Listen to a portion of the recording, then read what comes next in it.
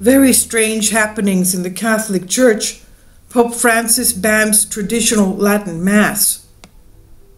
He's cracked down on conservative Catholics. This happened on Friday. He's imposing harsh new restrictions on traditional Latin Mass. This is for conservative Catholics. In his apostolic letter titled Traditionis Custodes, Guardians of Tradition, the Pope has banned the celebration of the traditional Latin Mass known as Tridentine Mass in Catholic parishes, and he lifted existing accommodations to priests who wish to perform it.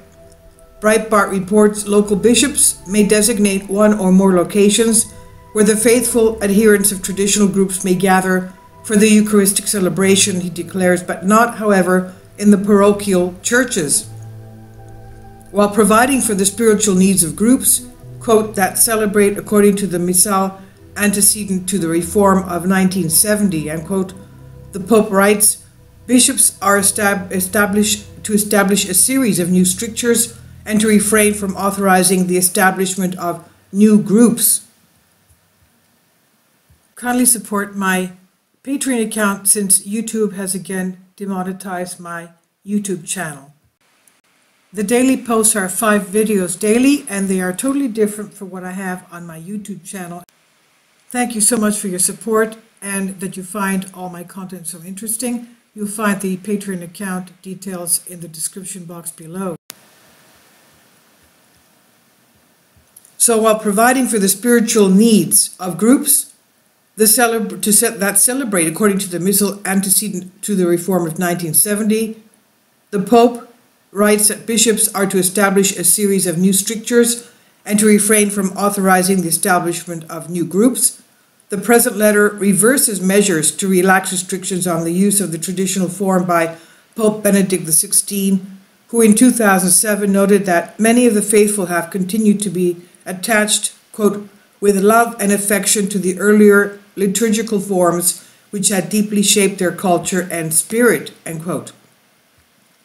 In recognition of this diversity, Pope John Paul II sought greater inclusiveness by granting the faculty of using the older form and exhorted bishops to make broad and generous use of this faculty on behalf of all the faithful who sought it, Benedict wrote.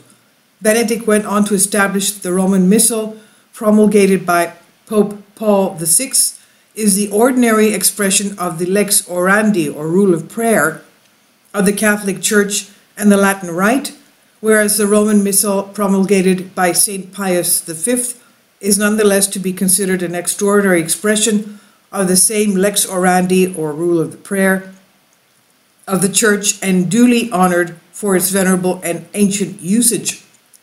For his part, Pope Francis has now asserted that the 1970 Roman Missal is not the ordinary expression, but rather the unique expression of the lex orandi, rule of prayer, of the Roman Rite, emphasis added. The new exclusive ruling seems to eliminate the older form of the Mass as a legitimate expression of the lex orandi of the Church, despite its venerable tradition.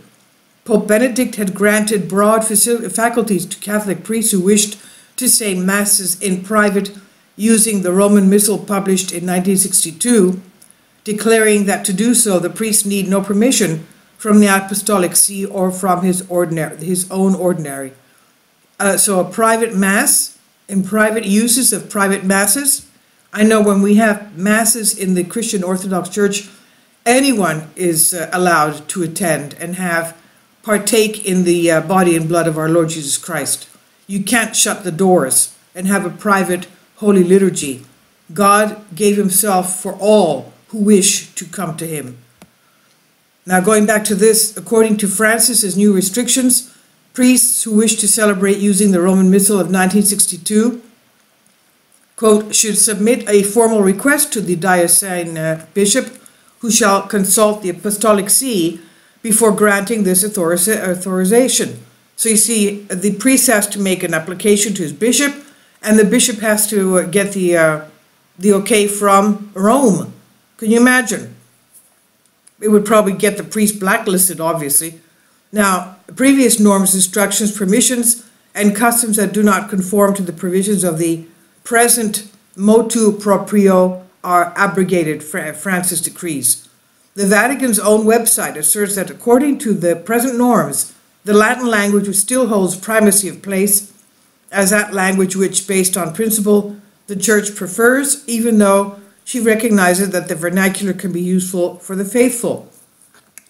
Well, how the heck can you understand what is being said in the Holy Liturgy if you don't hear the language that you understand? Obviously. Now, the Vatican goes on to note that Latin should be safeguarded as a precious inheritance of the Western liturgical tradition. The Code of Canon Law, which governs church activity and liturgy, similarly stipulates the Eucharistic celebration is to be carried out in the Latin language or in another language provided that the liturgical texts have been legitimately approved.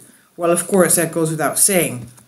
St. John Paul II urged the continued use of Latin in the Church to maintain ties with its own history and traditions.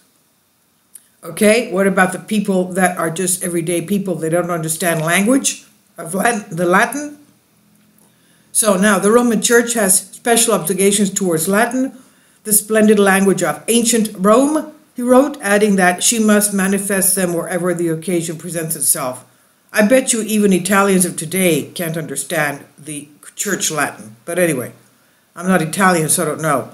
Now, Pope Francis justified the reversal of the more inclusive approach of his predecessors by insisting that their pastoral kindness, quote, was exploited to widen the gaps, reinforce the divergences, and encourage disagreements that injure the Church, block her path, and expose her to the peril of division. End quote. This is by Sean Adeltabatabai on newspunch. Please leave your comments, and thank you for your support.